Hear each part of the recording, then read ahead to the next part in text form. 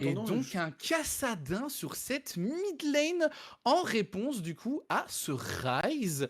Donc intéressant, franchement, les deux drafts qui sont plutôt ok, j'ai l'impression. On a un petit peu de tout dans les deux drafts. Ça, malgré l'arrivée de Toto, j'ai l'impression que ça reste quand même assez compliqué. Par contre, on a loupé directement, et heureusement hein, qu'on l'a loupé, parce que là, on le voit, les dégâts sont quand même assez fous. On a un heal déjà qui est claqué du côté d'Eska, on va vouloir y aller. Attention, Toto qui va peut-être prendre beaucoup de dégâts là-dessus. On décide de indirectement par l'Eska, et le flash qui ne suffira pas, très bon flash out du côté de Toto. Et donc, on récupère le first blood du côté d'Eska. J'aime beaucoup, tu vois, un Herald qui est mis à 20 secondes du Drake, on va aller chercher des plaques, en plus on les met sur ce Ryze.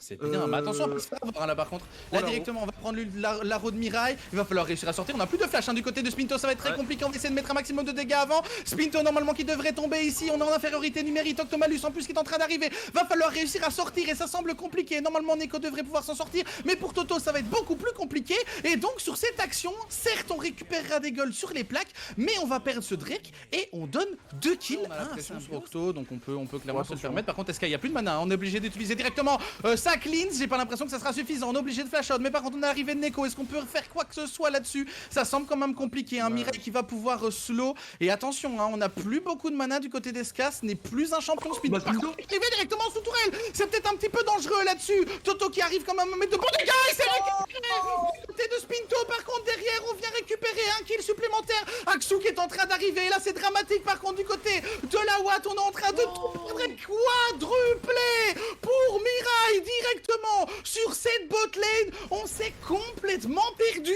du côté de la Watt. C'était un peu plus à son avantage. Justement, en parlant de Spinto qui va se faire prendre à partie directement ici, il n'y a pas de tourelle hein, pour le protéger sur ce timing. Donc Spinto qui est vraiment mis en difficulté. Les dégâts d'Aksu sont déjà bons et seront suffisants pour faire tomber Spinto sur ce timing. Je pense que ce troisième Drake sera récupéré de mid et à mon avis ça va décaler directement sur la bot lane.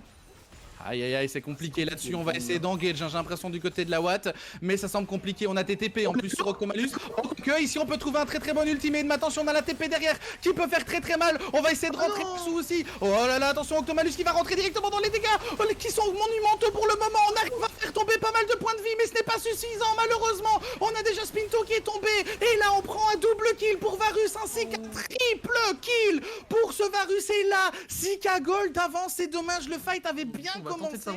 Et là ça y est, on déclenche. Instantané, mais du coup c'est SK qui se le prend derrière. Et ça par contre c'est un peu embêtant. On va essayer de re-engage ici sur 5 minutes et de mettre un maximum de dégâts ici. Le premier kill est récupéré. Mais attention, Neko qui n'a déjà plus beaucoup de points de vie. Axo par contre derrière qui est en train de venir récupérer absolument toute la composition de la Watt. Et là ça va être un clean ace je pense en faveur des Aurora. Et on va peut-être pouvoir courir sur cette mid lane pour peut-être finir cette game quadruplée de la part d'Aksu, ce Cassadin qui fait déjà tellement mal. Mais déjà Aksu qui est confiant et il a raison hein, finalement pour le moment.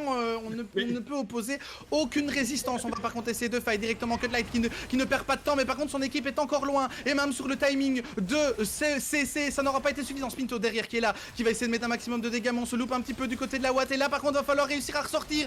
C'est compliqué, on a essayé de tout donner sur ce fight en mid, mais je n'ai pas l'impression que ça a été couronné de succès. Neko qui est déjà tombé, Cutlight qui va tomber lui aussi. Les deux carries de la Watt sont toujours en vie, mais je ne pense pas qu'ils pourront faire face aux 5 joueurs d'Aurora. Et je pense encore une fois qu'on risque de se prendre un clean ace sur ce timing. SK qui essaye de s'enfuir, mais ça semble compliqué ici. On est en train de tout donner, mais Aksu va le suivre jusque dans sa tombe. Et c'est un ace de récupérer d'Aurora qui du coup sécurise la première win pour la Belgique.